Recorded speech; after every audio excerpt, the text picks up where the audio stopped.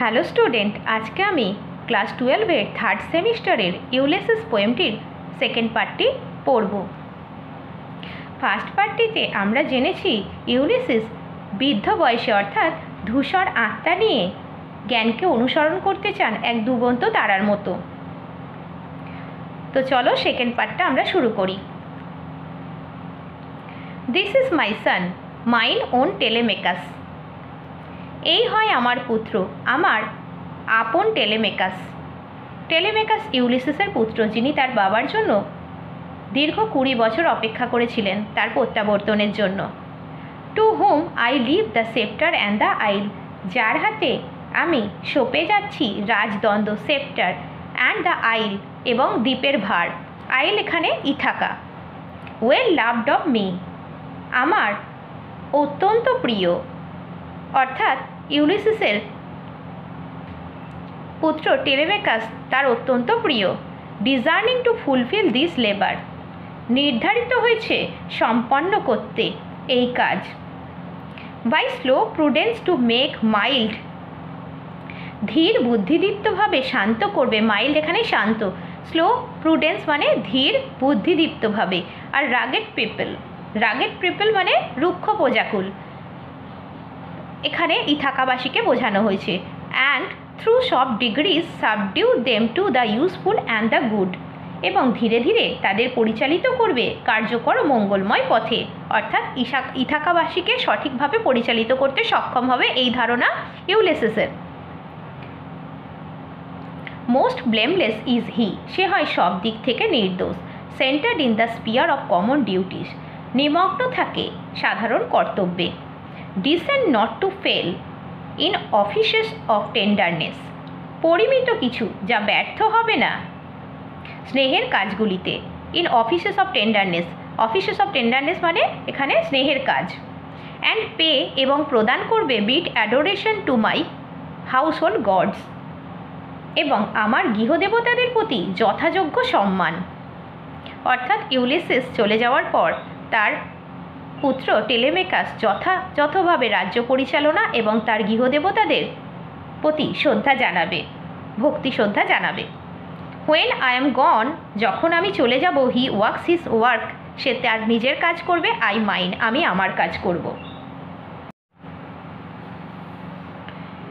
There lies the port, ওই যে বন্দর। দ্য ভেসেল পাপস হার সেল, জাহাজটি তার পাল তুলেছে। There gloom the dark broad seas, ওই যে কালো অন্ধকার বিশাল সমুদ্র। মাই ম্যারিনার্স, আমার নাবিকেরা।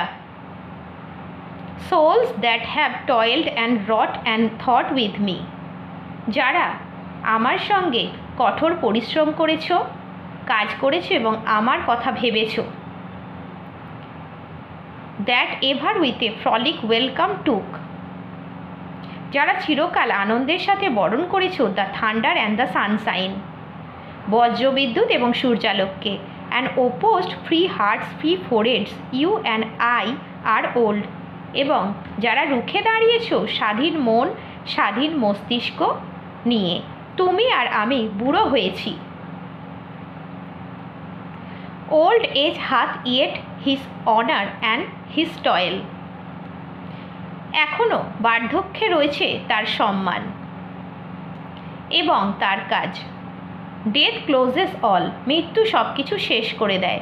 But something ere the end, কিন্তু মৃত্যুর পূর্বে some work of noble note may yet be done, কিছু মহৎ কাজ এখনও করা যেতে পারে। Not unbecoming men that strove with gods, যারা দেবতাদের বিরুদ্ধে লড়াই করেছে সেই সমস্ত মানুষদের জন্য বেমানান হবে না। আনবিকামিং এখানে বেমানান, অর্থাৎ এক সময় দেবতাদের বিরুদ্ধেও যুদ্ধ ঘোষণা করেছিল। The lights begin to twinkle from the rocks, কঠিন পাথর থেকেও আলো ঝিলিক দিয়ে ওঠে। দ্য লং ডে ওয়েন্স, দীর্ঘদিন ঢলে পড়ে অর্থাৎ শেষ হয়ে যায়।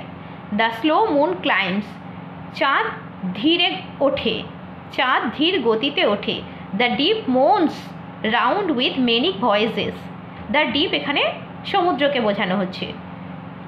সমুদ্র বহু কণ্ঠে বিলাপ করে। Come my friends, it is not too late to seek a newer world. এসো আমার বন্ধুরা, এখনও দেরি হয়নি একটা নতুন জগৎ খুঁজে পাওয়ার। অর্থাৎ নিউ ওয়ার্ল্ড এক্সপ্লোর করতে চাইছেন, বেরিয়ে যাচ্ছেন। Push off and sitting well in order smite the sounding furrows. তীর ছাড়ো এবং সুশৃঙ্খলভাবে বসে আঘাত করো গর্জনমান ঢেউয়ের বুকে। এখানে সাউন্ডিং ফারোজ কথার অর্থ গর্জনমান ঢেউ। For my purpose holds to sail beyond the sunset, কারণ আমার উদ্দেশ্য হলো পাড়ি দেওয়া সূর্যাস্তের ওপারে। And the baths of all the western stars, এবং পাড়ি দেওয়া যেখানে স্নান করে সমস্ত পশ্চিমী তারারা। আনটিল আই ডাই, যতক্ষণ না আমি মারা যাই। It may be that the gulfs will wash us down, হতে পারে উপসাগর আমাদেরকে ভাসিয়ে নিয়ে যাবে। গালফস কথার মানে হচ্ছে উপসাগর। ওয়াশ আস ডাউন আমাদেরকে ভাসিয়ে নিয়ে যাবে অর্থাৎ ডুবিয়ে দেবে। It may be we shall touch the happy isles, হতে পারে আমরা পৌঁছে যাব সুখের দ্বীপপুঞ্জে, হ্যাপি আইলস। এই ধারণা করা হয় হ্যাপি আইলসে সুখী আত্মারা থাকেন, যারা পবিত্র পূর্ণ আত্মা। And C the great Achilles, এবং দেখতে পাবো মহান অ্যাকিলিসকে। ট্রোজান যুদ্ধের একজন বীর সেনা ছিলেন আকিলিস। হুম উই নিউ, যাকে আমরা চিনতাম। দো মাচ ইজ টেকেন, যদিও অনেক কিছু হারিয়ে গেছে। মাচ অ্যাবাইডস, তবু অনেক কিছু রয়ে গেছে। And though we are not now that strength, আমাদের যদিও সেই পুরানো দিনের মতো শক্তি নেই। হুইচ ইন ওল্ড ডেজ, যেটা পুরানো দিনে মুভড আর্থ অ্যান্ড হেভেন, পৃথিবী আর স্বর্গকে আন্দোলিত করেছিল, অর্থাৎ তার অদম্য প্রতিরোধের কথা বলা হয়েছে।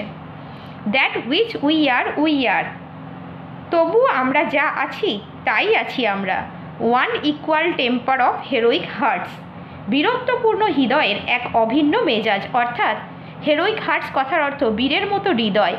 Equal temper, one equal temper, equal temper মানে সমান মেজাজ বা সমান তেজ, এবং হেরোইক মন, বীরের মতো মন। Made weak by time and fate, যা দুর্বল হয়েছে সময় আর ভাগ্যের দ্বারা, অর্থাৎ আস্তে আস্তে দুর্বলতা এসে গেছে বয়সের সঙ্গে সঙ্গে।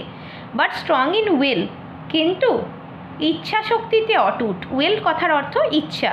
Two strive, to seek, to find and not to yield, চেষ্টা করতে, অনুসন্ধান করতে, খুঁজে পেতে, আর কখনোই হার না মানতে। এল্ড কথার অর্থ হার মানা।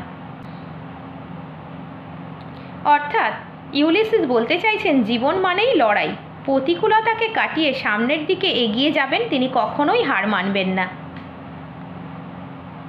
ভিডিওটি যদি তোমাদের ভালো লাগে please like, share, comment and subscribe.